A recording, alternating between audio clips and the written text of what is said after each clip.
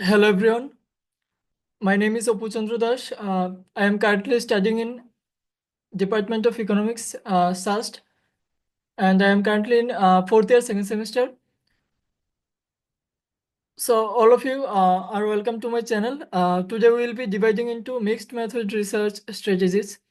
If you are a student, researcher, or just someone interested in research methodologies, this video is for you. So let's get started.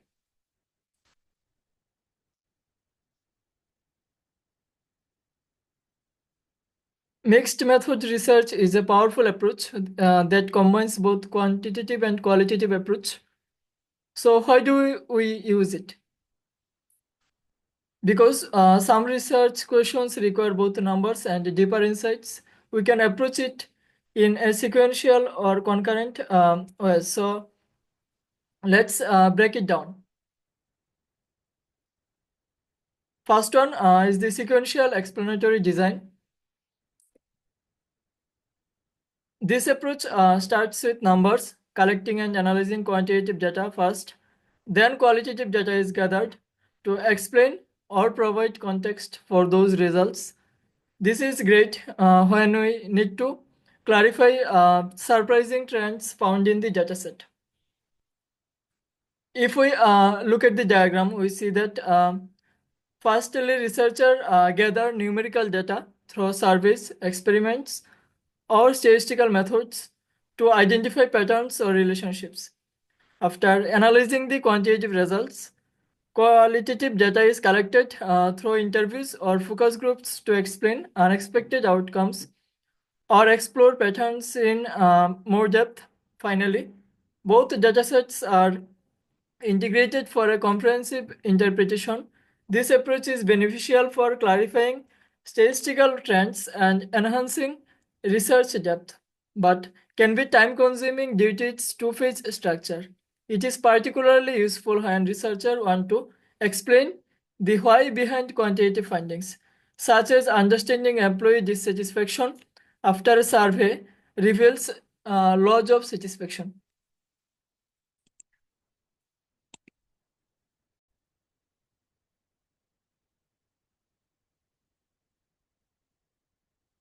Here are the some advantages and disadvantages of the sequential explanatory design. Though this method is straightforward, but it takes time. If our research question requires clear cause and effect explanation, this would be a great choice.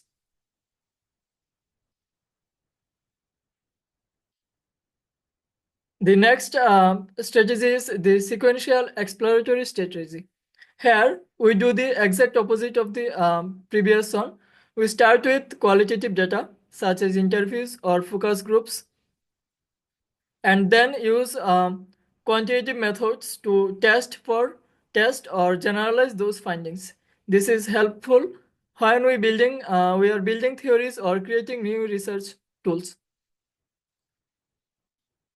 We can explain it diagrammatically. So the diagram shows us that in the first phase, researchers gather in-depth qualitative data through interviews, focus groups, or observations to explore a phenomenon, develop theories, or identify key themes. Based on these insights, a quantitative instrument such as survey or experiment is designed to measure the findings on a larger scale. The final step involves integrating both datasets for interpretation. This strategy is particularly useful for developing new theories, refining survey instruments, or exploring complex social issues, while it provides rich, detailed insights and allows for broader generalization. It can be time consuming and requires careful planning to ensure that the quantitative phase effectively builds upon the qualitative results. So as the previous one, it has some advantages and disadvantages too. This method is useful if you are exploring new concepts or developing new surface or models. However, it may require careful planning. The third strategy is the sequential transformative strategy.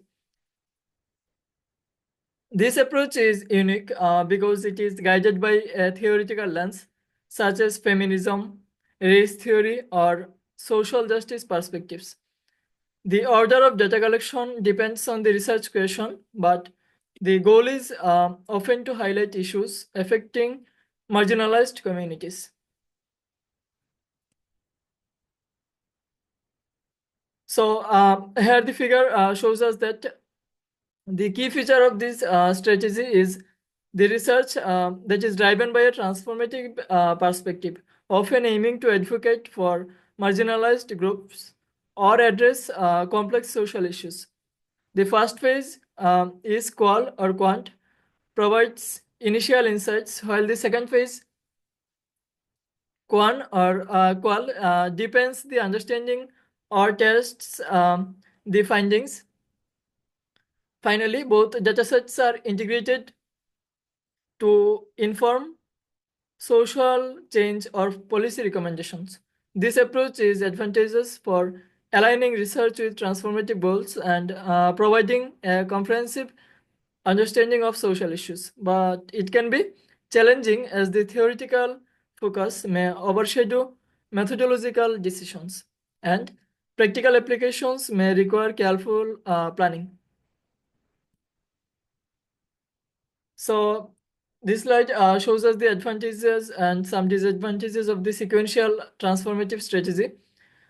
Though this method is ideal for research that aims to drive social change, but a strong theoretical focus can sometimes overshadow practical research decisions. Concurrent triangulation strategy is when we collect both types of data at the same time. Our goal is to cross-validate findings.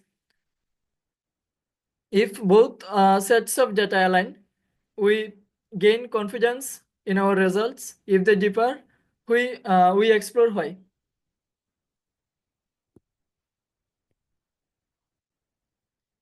So the figure of the concurrent triangulation strategy shows us that it involves collecting both qualitative and quantitative data simultaneously to compare and validate findings from each method, ensuring that the results are consistent and explaining discrepancies between them.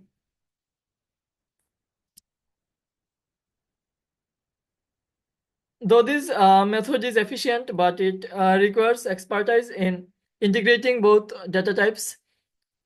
If our results contradict each other, resolving the differences can be tricky. In the concurrent embedded strategy, one method takes the lead while the other provides additional context.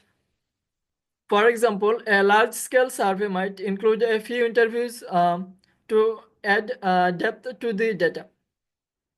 So the graphical representation of the concurrent embedded strategy shows us that it focuses on one data type as the primary method, while embedding the secondary data within it to provide deeper insights or contextual understanding, enhancing the main dataset. So this strategy is useful when we are studying different groups like policymakers and citizens, but prioritizing one method too much might weaken the overall insights of the study. Concurrent transformative strategy.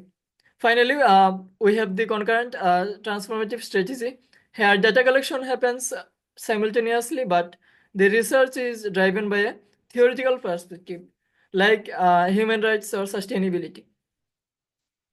The graphical representation of the concurrent transformative strategy shows that it collects both data types concurrently, but it is driven by a specific advocacy or social justice goal, using both qualitative and quantitative data to address issues, inform policy, or bring about social change. Each strategy integrates the two data types at the same time, but with different aims and structures, either to validate, enrich, or transform the research process. So the concurrent transformative strategy is perfect for research that aims to drive policy change or advocacy. However, it requires a strong understanding of both data integration and chosen theoretical framework. To sum up, choosing the right strategy depends on our research goals. If we need to explain results, we go for sequential explanatory. If we are developing a theory, sequential exploratory works best. If time is a concern, concurrent methods might be ideal. Let me know in the comments which one you would choose for your research. If you find this video helpful, don't forget to like, subscribe, and share it with others. Let's keep learning together. See you in the next video. Thank you.